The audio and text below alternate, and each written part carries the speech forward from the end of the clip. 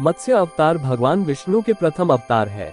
मछली के रूप में अवतार लेकर भगवान विष्णु ने एक ऋषि को सब प्रकार के जीव जंतु एकत्रित करने के लिए कहा और पृथ्वी जब जल में डूब रही थी तब मत्स्य अवतार में भगवान ने उस ऋषि की नाव की रक्षा की। इसके पश्चात ब्रह्मा ने पुनः जीवन का निर्माण किया। एक दूसरी मान्यता के अनुसार एक राक्षस ने जब वेदों को चुरा कर सागर की अथाह गहराई में छुपा दिया तब भगवान विष्णु ने मत्स्य रूप धारण करके वेदों को प्राप्त किया और उन्हें पुनः स्थापित किया। मत्स्य अवतार की कथा। एक बार ब्रह्मा जी की असावधानी के कारण एक बहुत बड़े दैत्य ने वेदों को चुरा लिया। उस दैत्य का नाम हयग्रीव था। वेदों को चुरा लिए जाने के कारण ज्ञान लुप्त हो गया। चारों ओर अज्ञानता का अंधकार फैल गया और पाप तथा अधर्म का बोलबाला हो गया। तब भगवान विष्णु ने धर्म की रक्षा के लिए मत्स्य रूप धारण करके हयग्रीव का वध किया और वेदों की रक्षा की। भगवान ने मत्स्य का रूप किस प्रकार धारण किया, इसकी विस्मयकारिणी कथा इस प्रकार है।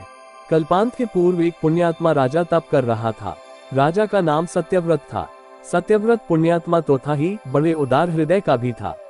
प्रभात का समय था, सूर्योदय हो चुका था। सत्यव्रत कृतमाला नदी में स्नान कर रहा था। उसने स्नान करने के पश्चात जब तर्पण के लिए अंजलि में जल लिया तो अंजलि में जल के साथ एक छोटी सी मछली भी आ गई। सत्यव्रत ने मछली को नदी के जल में छोड़ दिया। मछली बोली, राजन, जल के बड़े बड़े जीव छोटे छोटे जीवों को मारकर खा जाते हैं। अवश्य कोई बड़ा जीव मुझे भी मारकर खा जाएगा। कृपा करके मेरे प्राणों की रक्षा कीजिए।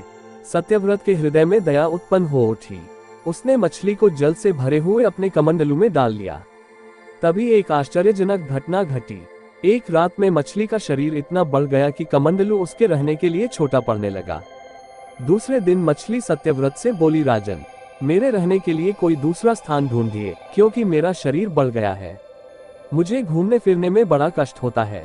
सत्यव्रत ने मछली को कमंडलू से निकालकर पानी से भरे हुए मटके में रख दिया। यहाँ भी मछली का शरीर रात भर में ही मटके में इतना बढ़ गया कि मटका भी उसके रहने के लिए छोटा पड़ गया। दूसरे दिन मछली पुनः सत्यव्रत से बोली, राजन, मेरे रहने के लिए कहीं और प्रबंध कीजिए, क्योंकि मटका भी मेरे रहने के लिए छोटा पड़ रहा है। तब सत्यव्रत ने मछली को निकालकर एक सरोवर में डाल किया, किंतु सरोवर भी मछली के लिए छोटा पड़ गया। इसके बाद सत्यव्रत ने मछली को नदी में और फिर उसके बाद समुद्र में डाल दिया।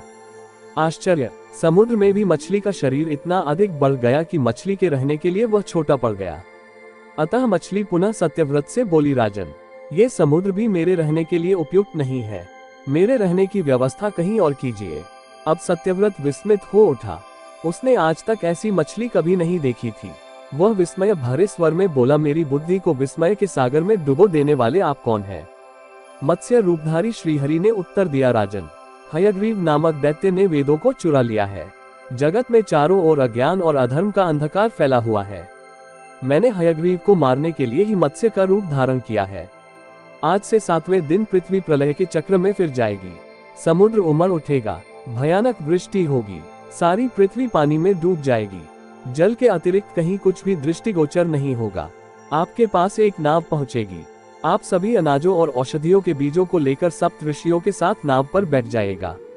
मैं उसी समय आपको पुनः दिखाई पड़ूंगा और आपको आत्म तत्व का ज्ञान प्रदान करूंगा। सत्यव्रत उसी दिन से हरि का स्मरण करते हुए प्रलय की प्रतीक्षा करने लगे। 7वें दिन प्रलय का दृश्य उपस्थित हो उठा। समुद्र भी उमड़कर अपनी सीमाओं से बाहर बहने लगा। भयानक वृष्टि होने लगी। थोड़ी ही देर में सारी पृथ्वी पर जल ही जल हो गया।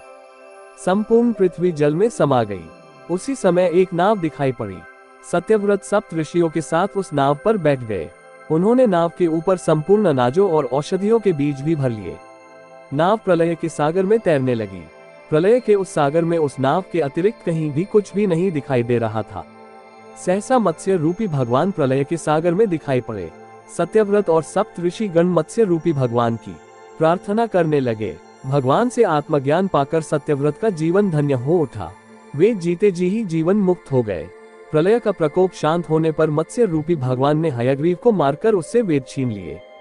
भगवान ने ब्रह्मा जी को पुनः वेद दे दिए। इस प्रकार भगवान ने मत्स्य रूप धारण करके वेदों का उद्धार तो किया ही, साथ ही संसार के प्राणियों का भी अमित कल्याण किया।